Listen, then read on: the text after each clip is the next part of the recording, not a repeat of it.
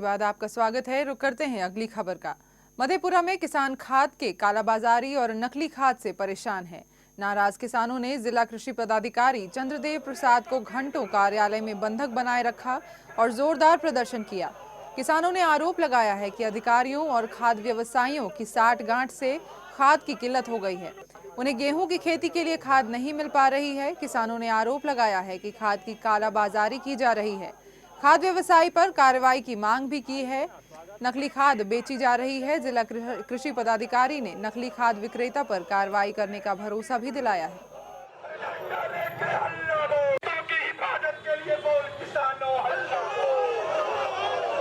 पिछले दिन जिला प्रशासन के द्वारा कई जगह छापेमारी की गई, लेकिन उसके छापेमारी का परिणाम ढाक का 3 पात साबित हुआ। आज जिनके यहाँ कई तरह की गलत सामग्रियां मिली, वो खुले बाजार में घूम रहे हैं। उसके ऊपर कोई आपराधिक मामला दर्ज नहीं हुआ। जो गाड़ी पकड़ा गया था, उसके चालक ने जो सूचना दी, उस सूचना के आधार पर बरौनी, पुरैनी एवं अन्य स्थानों पर छापेमारी नहीं की गई। इससे यह बात जाहिर होता है कि ये जिला प्रशासन और भ्रष्ट व्यापारी का गठजोड़ है। उसके मिलीभगत से ही नकली खाद बीज का कारोबार चल रहा है।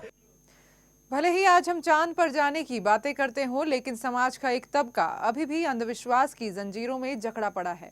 किशनगंज जिले में लोगों ने एक महिला को डायन बताकर न सिर्फ उसकी पिटाई की, बल्कि मैला पिलाने की भी कोशिश की। मोहल्ले के लोगों ने उस महिला का सामाजिक बहिष्कार कर दिया है। घटना नगर थाना क्षेत्र के धर्मगंज मोहल्ले की है। दरअसल 10 माह के नवजात का असमय मौत हो गई, जिसकी वजह से लोगों को ऐसा लगा कि विधवा शिवकला देवी ने ही जादू टोना करके उसे मार दिया है।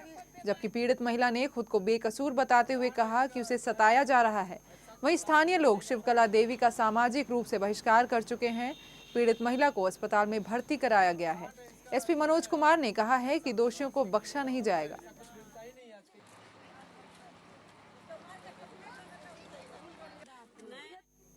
सुपौल के किशनपुर थाना क्षेत्र के थरबिटिया गांव के में सगे पोतों ने मिलकर 2 दूर जमीन की खातिर दादी की हत्या कर दी। बताया जाता है कि मृतक का बेटा अपने दोनों नालायक बेटों को कुछ देना नहीं चाहता था, जबकि मां दोनों बेटों का साथ देती थी, जिस वजह से आए दिन रोज घर में हंगामा होता था। एक दिन पिता को दोनों बेटों और पत्नी ने मिलकर मारने की कोशिश की, लेकिन पिता किसी तरह अपनी जान बचाकर भाग निकले।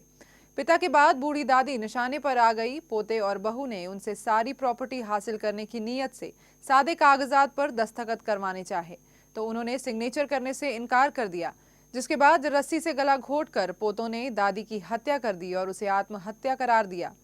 पुलिस आरोपी बहू को हिरासत में लेकर पूरे मामले की छानबीन कर रही है।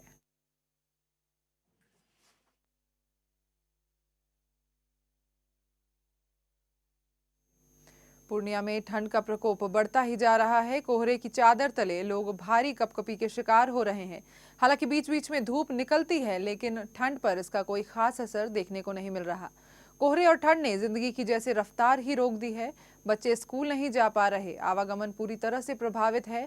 वहीं दैनिक मजदूरों के सामने रोजी रोटी का भी संकट गहराता नजर आ रहा है।